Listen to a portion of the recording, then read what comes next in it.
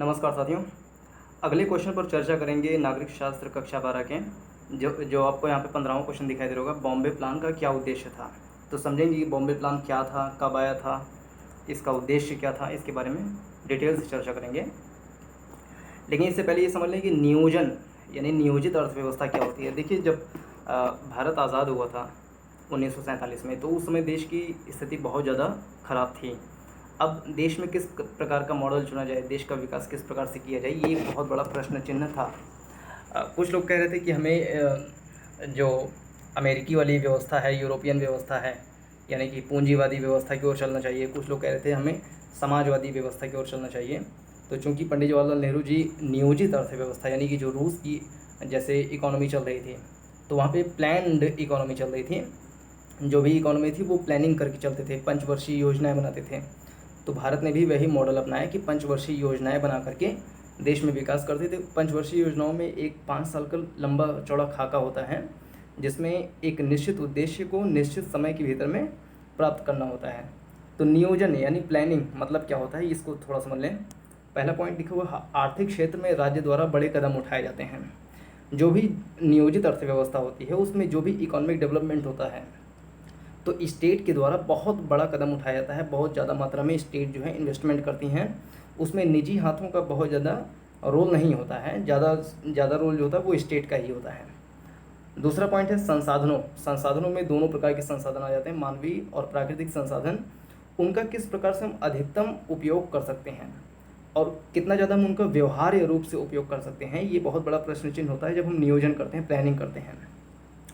इसमें ये भी एक महत्वपूर्ण तत्व या कहें कि एक खंड उभर करके आता है कि उसका इकोनॉमी में हम किसी भी वस्तु का उत्पादन कितनी ज़्यादा मात्रा में करें, कितना कम करें, ये भी स्टेट को बहुत ज़्यादा डिसाइड करना पड़ता है। कि हम अगर किसी चीज़ का उत्पादन बहुत कम कर देंगे तो सभी लोगों तक वस्तुओं और सेवाओं की पहुंच नहीं हो पाएगी।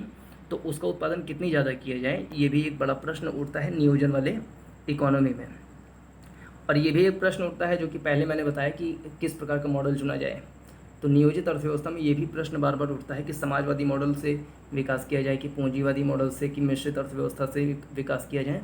तो इन सब की जो पहले से खाका बनाया जाता है, एक नियोजन प्लानिंग की जाती है, तो उसी को हम कह सकते हैं नियोजित अर्थव्यवस्था।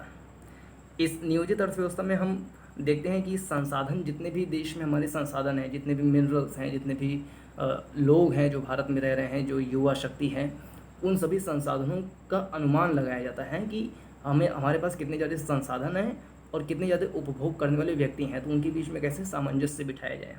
तो इन सभी से संबंधित योजनाएं बनाया जाता है नियोजित अर्थव्यवस्था में।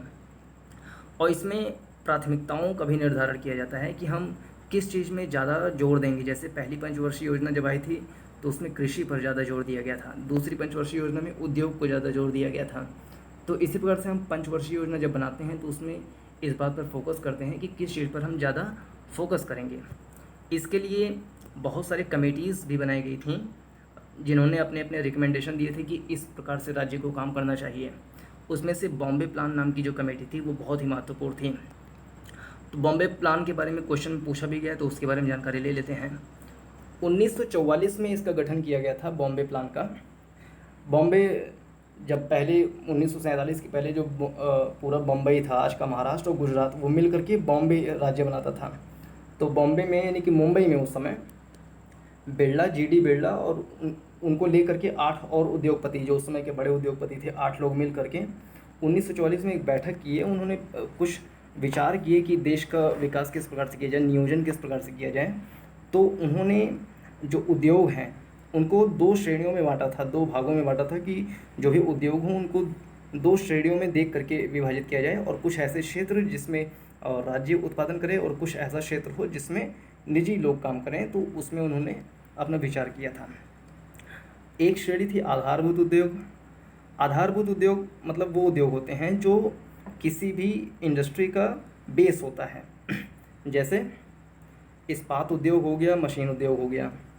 मतलब जैसे फॉर एग्ज़ाम्पल कि देश में कोई संसाधन है, मान लीजिए लोहा है, उड़ीसा में बहुत ज़्यादा, झारखंड में बहुत ज़्यादा मात्रा में लोहा है। अब कोई भी इंडस्ट्री को चलाने के लिए हमें सबसे पहले मशीन चाहिए होगा, सबसे पहली जो प्राथमिकता होगी वो मशीन होगी। तो मशीनों को बनाने वाली जो फैक्ट्रियाँ होंगी वो आधारभूत फैक्ट्री होगी, जो मिनरल्स को फिर से साफ करके, जो ओर होते हैं, अयस्क होते हैं, उसको शुद्ध करके जो एक तत्व निकाला जाता है, जैसे लोहा जो है उसका जो ओर होता है उसको साफ़ सुथरा करके लोहा बनाया जाता है, इस्पात बनाया जाता है। तो इस्पात बनाने वाली जो फैक्ट्री होती है उसको हम आधारभूत फैक्ट्री बोल सकते हैं। और कुछ ऐसी फैक्ट्री होती हैं जो उपभोक्ता फैक्ट्री होती हैं, उपभोक्ता उद्योग होती हैं, यानी अब उन मशीनों के माध्यम से हम जो चीज़ बनाएंगे वो उपभोक्ता उद्योग की श्रेणी में आ जाएगा। जैसे मान लीजिए कि अचार बनाने वाली कोई कंपनी है, या पतंजलि जैसे है, पतंजलि अपने बहुत सारे प्रोडक्ट बनाते हैं, तो पतंजलि का जो बहुत सारा काम होता है प्रोडक्ट बनाने वाला, वो मशीनों के माध्यम से होता है। तो पतंजलि के जो प्रोडक्ट हैं वो उपभोक्ता प्रोडक्ट हैं, उपभोक्ता उद्योग की श्रेणी में आएंगे।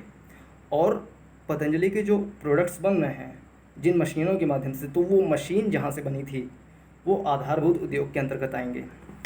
आधारभूत उद्योग में जो पूंजी होता है उसका बहुत ज़्यादा मात्रा में निवेश किया जाता है।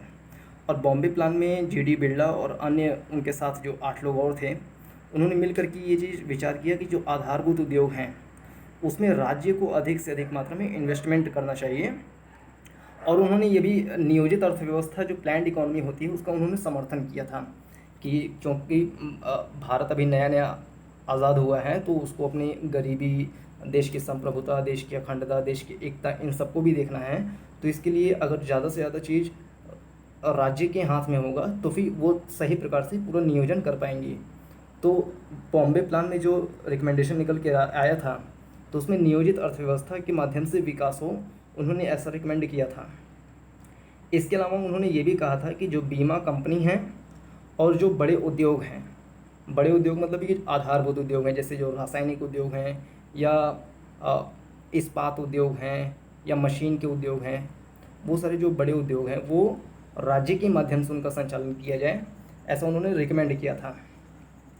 इसके अलावा और भी कुछ कमेटीज़ थी, जैसे एक राष्ट्रीय नियोजन समिति, ये पंडित जवाहरलाल नेहरू की अध्यक्षता में 1938 में ही गठित हुआ था।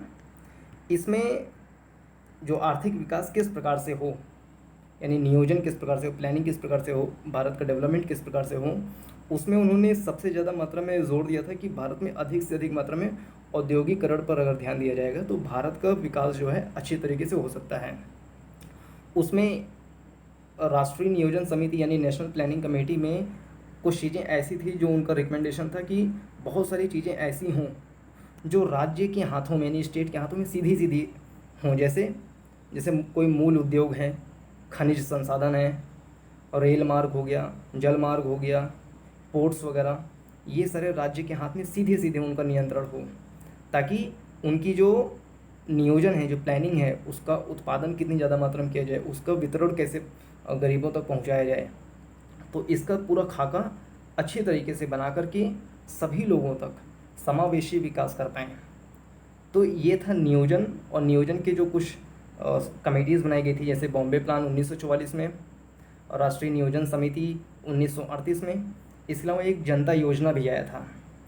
जनता योजना में मुख्य रूप से इसका जो M.N. रॉय थे, उन्होंने इसके बारे में विचार दिया था कि जो खेती है, जो फार्मिंग है, वो सामूहिक फार्मिंग बोले या सरकारी फार्मिंग, यानी कलेक्टिव और स्टेट फार्मिंग पर उन्होंने बल दिया था। और जो सामूहिक फार्मिंग थी वो रूस में बहुत ज़्यादा मात्रा में प्रचलित थी उस समय, क्योंकि वो साम्यवादी या कहें कि कम्युनिस्ट देश रूस है, तो वहाँ पे जो खेती होती है वो एक प्रकार से सामूहिक या सरकारी खेती होती है। तो वो कम्युनिस्ट सरकार की जो सहकारी खेती वाली जो नीति थी उससे बहुत ज़्यादा M.N. रॉय प्रभावित थे। तो उन्होंने जो योजना दी थी उस योजना का नाम था जनता योजना। ये भी नियोजन का जो मूल है उससे निकल कर आया था, यानी कि जनता योजना, राष्ट्रीय नियोजन समिति और बॉम्बे प्लान, इन तीनों का मेन मतलब यही था कि हम कैसे नियोजन वाली अर्थव्यवस्था की ओर बढ़ें। तो इस वीडियो में मुख्य रूप से इतना है कि नियोजन क्या है और नियोजन की अर्थव्यवस्था की नीति पर चले भारत, इसके लिए कौन कौन सी कमिटीज़ बनाई गई थी, उन्होंने क्या क्या रिकमेंडेशन दिए थे, इसके बारे में चर्चा करना था। तो उम्मीद करते हैं कि वीडियो समझ में आई होगी। यदि कोई कन्फ्यूज़न हो तो आप प्रश्न पूछ सकते हैं। इससे संबंधित अन्य वीडियो बनाया है, उसका लिंक इस वीडियो के डिस्क्रिप्शन में दे देंगे। इस वीडियो को तुरंत का तुरंत सब्सक्राइब कीजिए ताकि आगे आने वाली सभी वीडियो का आपको नोटिफिकेशन मिल सके। वीडियो को देखने के लिए बहुत बहुत धन्यवाद। जय हिंद, नमस्कार।